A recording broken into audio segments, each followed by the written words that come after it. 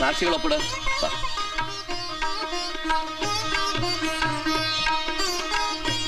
സ്വയം പ്രഭയ്ക്ക് ഇപ്പൊ സന്തോഷായില്ലേ?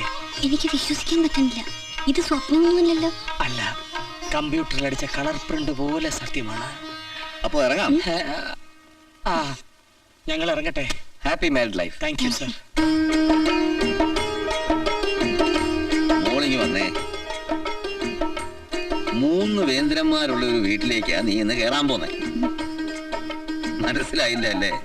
ഇവൻ സുരേന്ദ്രൻ പാവ, ഒരു കുടുംബമായിട്ട് ജീവിക്കണമെന്ന് ആശയമുള്ളവനാ. ഇതിന് ഇളയ ഒരുത്തനുണ്ട് രാജേന്ദ്രൻ. വലിയ കുഴപ്പക്കാരനൊന്നുമല്ല, പക്ഷെ ചൂടൊരിത്തിരി കൂടുതലാ. ഇതിലൊക്കെ കൊടിമൂത്ത ഒരു വേന്ദ്രനാ നിന്റെ അമ്മായിയച്ഛൻ മഹേന്ദ്രൻ. ജീവിതത്തിൽ ഒരുപാട് ദുരന്തങ്ങൾ അനുഭവിച്ചിട്ടുള്ള ആളാ. അതുകൊണ്ട് മൊശടത്തരം ഇത്തിരി കൂടും, പക്ഷെ മനസ്സ് ശുദ്ധ. എല്ലാം സുരേട്ടൻ പറഞ്ഞിട്ടുണ്ട്. ഇപ്പൊ അതൊരു സത്രമാ. നീ വേണം അതൊരു കുടുംബമാക്കി എടുക്കാൻ.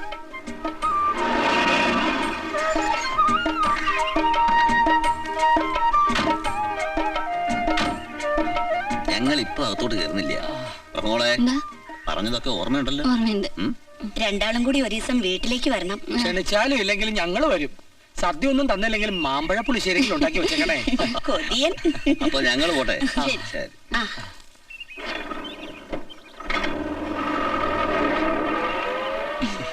സ്വയം ആരതി ഒഴിയാനോ കുരവീട്ട് സ്വീകരിക്കാനോ ഇവിടെ ആരുമില്ലെന്ന് അറിയാമല്ലോ. അതാണ് ജുറാസിക് പാർക്കിന്റെ പ്രധാന പ്രവേശന കവാടം. ഇവിടെ മുതൽ അങ്ങോട്ട് അപകട മേഖലയാണ്. ഏത് സമയത്തും ജുറാസിക് ചാടി വീഴാം. അതുകൊണ്ട് ബുദ്ധി ഒരു ശക്തിയാക്കുക, നാവ് നല്ല കത്തിയാക്കുക. പോകാമോ? പോകാം. വാ.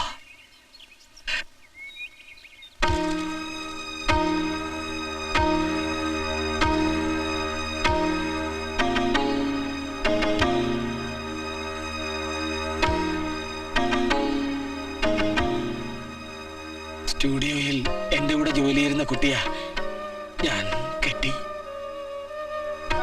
ഈ കുട്ടി ഈ വീട്ടിൽ താമസിക്കാൻ പോവാ.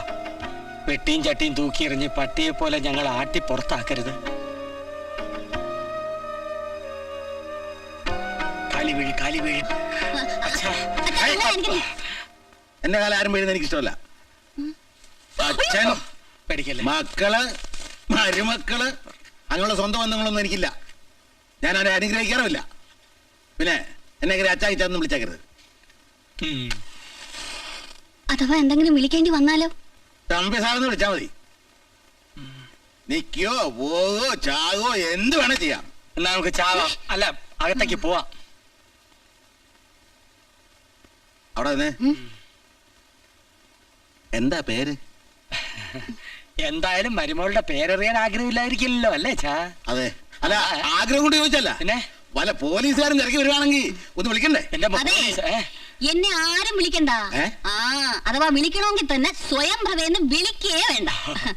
മോളേന്നോ മരുമോളേന്നോ വിളിക്കാമെങ്കിൽ മാത്രം വിളിച്ചാ മതി. അച്ഛൻ ചമ്മി.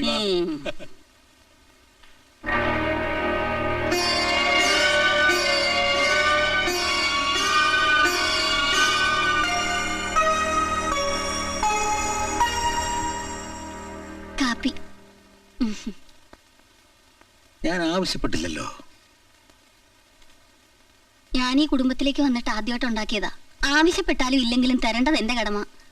കുടിക്കുന്നതും കുടിക്കാതിരിക്കുന്നതും അവരവരുടെ മര്യാദ.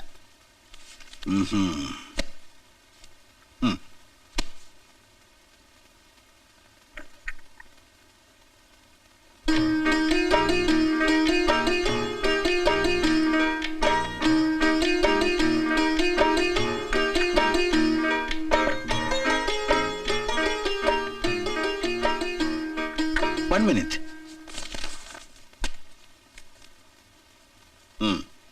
എന്തിനാ ഇത്? ഒരു കാപ്പിക്ക് സാധാരണ 2 രൂപയാ കൊടുക്കാറ്. അത് കൊടുക്കണമെന്ന് എനിക്ക് നിർബന്ധമാണ്. വാങ്ങേണ്ടത് നിങ്ങളുടെ കടമയും. ഇതാ. അയ്യോ സാർ, ദയവേദി വീടൊരു ഹോട്ടലാക്കരുത്. ആരോരും ഇല്ലാത്തൊരു അനാഥയാണ് ഞാൻ. കുടുംബത്തിൽ ജീവിക്കാൻ കൊതിച്ചു വന്നതാ. സെന്റിമെന്റ്സ് വേണ്ട. ഒരുപാട് സെന്റിമെന്റ്സ് കണ്ടവനാ ഞാൻ. അച്ഛൻ, അമ്മ, ഭാര്യ, മക്കള് എല്ലാം വെറും അഭിനയമല്ലേ. അപ്പപ്പ കണക്ക് തീർത്തില്ലെങ്കിലേ അവകാശം പറയും. എനിക്ക് ആരുടെ ഔദാര്യം വേണ്ട. പണം മേടിക്കാവുന്നുണ്ടെങ്കിൽ മാത്രം മേലെ കാപ്പി ചായ കൊണ്ടുവന്നാൽ മതി.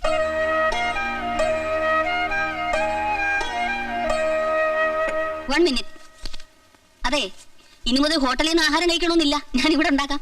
സമയമാകുമ്പോൾ ഡൈനിങ് ഹാളിലോട്ട് വന്നാൽ മതി. പിന്നെ സാധാ ഊണ് 5 രൂപ, സ്പെഷ്യൽ ഊണ് 10 രൂപ. റൂമിൽ കൊണ്ടുവന്ന് വിളമ്പി തരണമെങ്കിൽ 15 രൂപയാവും.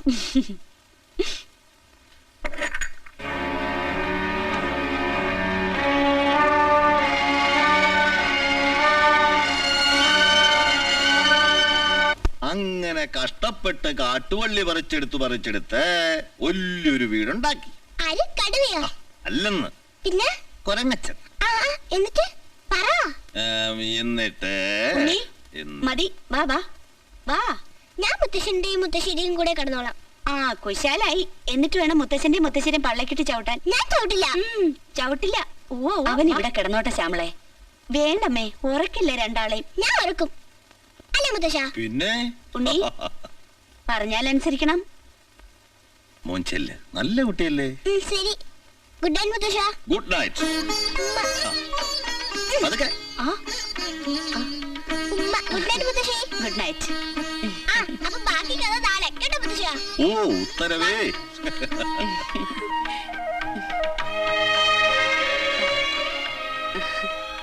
എന്തു നുണക്കഥയായിരുന്നു. മുത്തശ്ശനും കൊച്ചുമോനും കൂടി ഒരങ്ങച്ചൻ വീടുണ്ടാക്കിയ കഥ.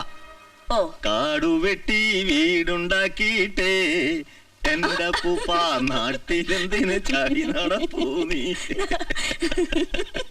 കുടിക്കേ.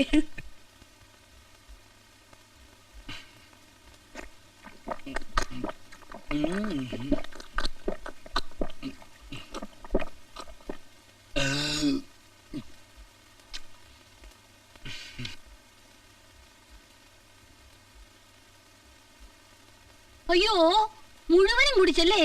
സന്തോഷായില്ലേ? പിന്നെ സന്തോഷം കൊണ്ട് എന്റെ കണ്ണങ്ങ് നിറഞ്ഞു പോയി. എന്നാ ഈ ഗ്ലാസ് മുടങ്ങ് തിന്നു. അയ്യോ വേണ്ട, വായ മുറിയും. അയ്യോടാ, ഒരു തുള്ളി പോലും ബാക്കി വെക്കാതെ മുഴുവനും ഒന്ന് കുടിച്ചു. പകുതി എനിക്കാണെന്നൊന്നും അറിഞ്ഞോളേ.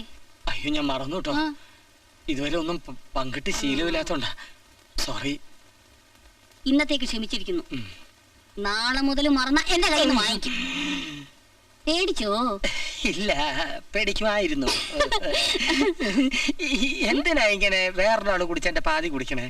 വേറൊരു ഗ്ലാസ് എടുത്ത് അതിൽ കുറച്ച് പാലൊഴിച്ച് സ്വയം കുടിക്കാലോ.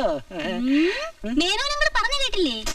ഇന്നു മുതൽ നമ്മൾ രണ്ടല്ല, ഒന്നാ. ആണോ? സുരേന്ദ്രൻ പാതി, ഈ സ്വയംപ്രഭ പാതി. താൻ പാതി, ദൈവം പാതി. അങ്ങനെ തന്നെ. സുഖമായാലും ദുഃഖമായാലും പങ്കുവെക്കാൻ ഇന്നു മുതൽ സുരേട്ടൻ ഒരാളും കൂടിയുണ്ട്. ഈ സ്വയംപ്രഭ സുരേന്ദ്രൻ. എന്റെ സ്വയം